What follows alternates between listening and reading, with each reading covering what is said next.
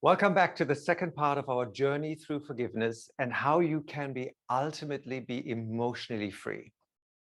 First of all, I would like to thank you for all of your feedbacks and comments and the questions that have reached me. This is super helpful for me to really address what you are dealing with when it comes to letting go of the past. In the last video, I told you how frustrated I was because I was told by my teachers again and again that I had to let go, but no one could really show me what that looks like and how I can implement it, and how I had made it my mission to find that out. In the last 13 years that I've been coaching now, I have not only seen how important this work is for our overall well-being, but also for our performing better, for achieving our goals. And above all, I have been able to see how easy it can be. I often say that in the end, I'm just incredibly lazy and therefore always look for the most efficient route to bring about real change. Of course, I went through all of this myself, and this process of letting go helped me back in my performing career to audition better, to speak better, and to get the roles I had only ever dreamed of before. And later on, it helped me to build this coaching practice that I'm running right now and feel on eye level with my clients. Why? Nothing keeps us more trapped in our old patterns and programs like not forgiving. That's why I mentioned that forgiveness is a key that will always come up sooner or later, no matter what the issue is. I also told you that the process gets easier along the way and that you, like me, might just be missing some information or tools if you're still struggling with letting go. And that is what we are doing in this series. In the first video, we have cleared up a few myths that aren't true, but that might be stopping you from starting to forgive. I have often experienced through these insights alone that forgiveness has taken care of itself because it no longer makes sense to hold on. The most important thing is to see that we keep holding on to the so-called unforgiveness because we think it will protect us. And in reality, it does exactly the opposite. Holding on to it keeps us in the very energy we want to protect ourselves from. We hold ourselves captive and actually put the shackles back on again and again. It is also important to see that forgiveness is always self-care for our own good and not for the benefit of the other person. So by forgiving, you're not saying you win and I lose, or you were right and I was wrong. You are simply taking back your own power. You have also understood that there's a big difference between the person you forgive and the act of what they have done. These are two very different things. And last but not least, it is important to know that you don't have to bring someone back into your life when you forgive them. You can say, I forgive you, and I don't want you in my life. If you haven't seen the first video, please follow the link in the email and just go back and watch it. They are really important points that we discussed there. And as promised, I will go further and deeper into this today. So I was asked two questions by you. How do I forgive?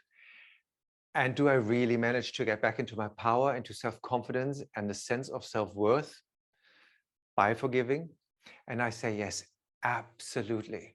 The problem is that forgiveness often seems like one aspect we have to deal with, where in reality, it is far more complex at the beginning because there are so many different layers of the same topic superimposed on each other that just seem like one. Let me give you an example. And maybe let's start with a classic.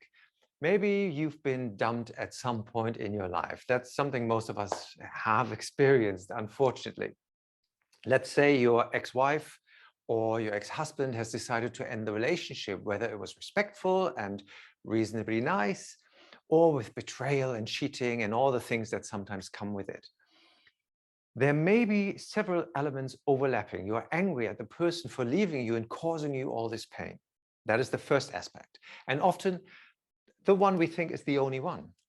It may be that subconsciously you are also angry at yourself for not having seen this coming, for not having been able to prevent it, for not having behaved differently, etc. Now, if you address this, you manage to forgive, let's say, him, and also forgive yourself. So two aspects already served here. And most likely you already feel much better. But you have the feeling that it is still not completely gone. Those feelings come up again and again. Now, this could mean there is something else going on. For example, that you're still holding a grudge against life for bringing you into this situation, for example. I have experienced this personally. Everything was forgiven, but it kept coming up again and again until I found out that deep inside me, there was still an anger against God. I'm not a religious person at all, but that's what popped up there. I discovered an anger at life using me to build up someone else. And when that person succeeded, I was no longer of use. I remember feeling like a hot potato that was being dropped, and that was years after the breakup. You see, the relationship was long gone. I was happy, but a deeper level was still holding on to that. And what I'm talking about here is loosening one shackle after the other. I also want to clarify that in reality, I wasn't used or even dropped in any way. That was just a feeling that was still active in me.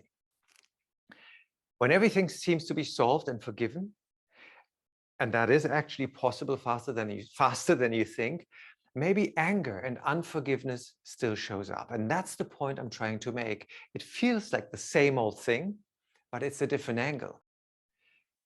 That is why some say it was so easy after one time, it was all gone. And others wonder why they often get stuck with the same issue for years, decades even, and it seems to keep coming back. This might sound a bit complex at first, but it's actually not. And I'll break it down for you now into a few steps. So step one, we have already discussed in the last video. Try to understand the other person's point of view, why they acted the way they did. And remember, you are not condoning the act, but maybe you can understand a little bit why they are the way they are, and maybe not, and that's okay. It is not necessary to forgive successfully, but sometimes it opens the door just a little bit. The second step is about our intention. Our intention is one of the most valuable things we have and can create miracles. When we don't forgive someone, we are in fact holding on to an intention, and that chains us to the old story. Problem is, we usually do it unconsciously. So we have to set a different intention in a different direction. And that is what we do in steps 2 and 3. In step 2, we separate ourselves energetically from our case. We cut the energetic cords to that person, group, or even situation. This might sound a little bingly bongly, but it works a treat, usually with an instant effect. Imagine how you are still attached to the person and see those connections and energetic cords that are running from you to the other person. These might be as thin as silk threads or thick as tree trunks. Don't judge it. Don't try to understand, and just trust the images or the feeling your gut gives you here. We communicate on so many different levels, and words are probably the least of it. And that energetic communication and attachment between two people very often stays and lingers. See those connections, and then imagine a sword or a lightsaber or a blade, or simply just light cutting through those cords and cutting them off your body first, and then of the other person. This is something you might have to do more than once and practice, but you will be surprised. In my international 6-week master's course, one of the participants shared how he worked with me 9 years ago and how that one simple exercise changed his life. 9 years later, he still remembered that. Step 3 is now about the declaration of intent to forgive. And we now speak out loud while we see the other person in front of our mind's eye. I forgive you. I no longer hold any unforgiveness back. I choose for myself now to take back my power and to take back my joy, my peace, my love, and my freedom. My forgiveness for you is complete. I forgive you, and I am free, and you are free. Here we consciously set a new intention of forgiveness. It might feel strange at the beginning, maybe even like a lie, and that's okay too, as long as you do it. In combination with the insights and the first 2 steps, this is a powerful package that in some cases will need to be repeated more often. But if you put it into practice, I guarantee that you will find more and more ease. And as someone in the German Power of Forgiveness course recently said, she's now doing 30-second processes when stuff shows up. I mean, how amazing is that? So before I take you through the process, I would like to tell you one of many case studies of what is possible. A client of mine who has a relatively large company has experienced the following. Through the issues I was coaching him on around his business at the time, we kept coming across the same pattern between him and his business partners. When we started to work with forgiveness, similar patterns rose up that were still standing between him and his father, which outwardly had nothing to do with the topic we were actually working through. Now, this is something I see again and again. Things are always all connected. So we started to solve that, and what emerged from this peeling of the onion, in retrospect, I find so impressive. The business relationship began to change because we had got to the root of it all. Shortly after, the relationship with the father had turned around, and it was much more loving. And the kicker is that a few weeks later, I got a message saying his blood pressure had gone down since we started working together. And he attributed this to the de-stressing of the system through our work. You can say there were 3 nuts in one bag or 3 issues in one onion. We just worked on it bit by bit. So what is the process? You go on a visualization journey where you meet the person you want to forgive. You don't have to meet them in real life. You imagine that you are at a safe distance.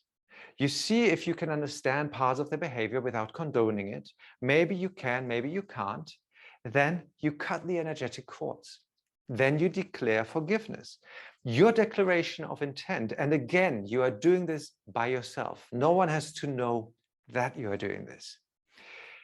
Sounds too simple to be true? I know. That was my thought at the time. Try it out with me. So sit comfortably, close your eyes, take a deep breath in and out. Take another deep breath in and out. And I'm sure by now you have a person in your mind that you want to forgive, or a situation. Let's stick with a person for this now.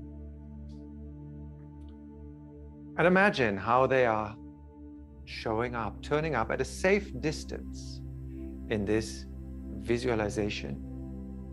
And you see them maybe at about 2 meters away from you. What is it that you want and need to forgive them? Maybe you feel the resistance and you think that you shouldn't, that it's wrong to forgive this. Or maybe you know exactly that this is the right way now. You know what the topic is. And you can sense, you can feel, you know why they did what they did or why they behaved. Maybe you can understand. Maybe they're handing you a piece of paper, a picture, a painting, a book, a movie that explains why they had to act the way they did. Maybe you understand it, and maybe you don't, and that's okay. And remember, understanding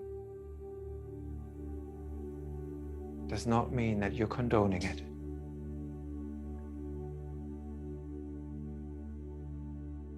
And you might want to hand them back that picture, book, movie. And then notice, imagine, feel, see if there's any energetic cords between you. Just see what comes up. They might be from your throat to their knee, or from your heart to their heart, or from your stomach to their throat. They might be as thin as silk or as thick as tree trunks. And just imagine maybe a sword of light, or a lightsaber, or maybe a blade, or just a wall of light now cutting through those cords and cutting them off alongside your body, and you see them dropping off one by one. They just pop off, and you see now that blade cutting alongside their body.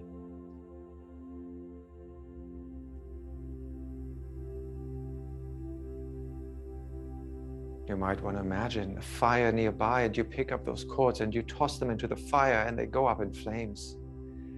And take a deep breath in and out.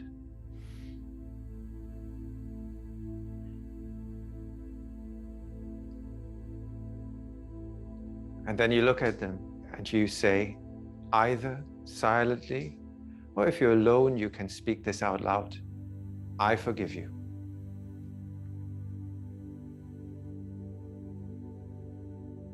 I hold no unforgiveness, no anger, no resentment back anymore.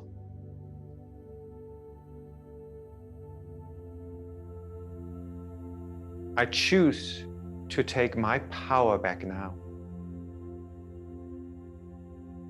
My freedom, my joy, my love. I forgive you, and I am free, and you are free. And take a deep breath in and out. And then slowly see them disappear in the distance. Take another deep breath in and out. And when you're ready, slowly open your eyes. How do you feel now? If it doesn't work right away in the first round or feels weird, just repeat the process a few times until it feels better. As always, you have two options: not to do it or to try something new and see if it helps you or not. Too often in my life, I've chosen the path of not trying something because I didn't believe it could work, and found that this only means being trapped in my own patterns again and again. I can only encourage you to try it. The process works, but only if you do it. Now, we have already talked about myths that can prevent us from letting go and insights that can help us to forgive, and some of the processes that will help you shed tons of baggage. Now you might be wondering what this looks like with different aspects of life and how you can go deeper to really clean up. And that's what my next video is about, so you can make the most out of this work.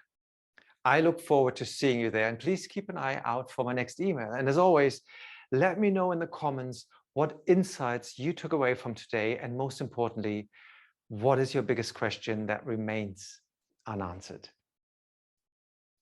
I hope I can answer it for you soon. Until then, have a forgiving day.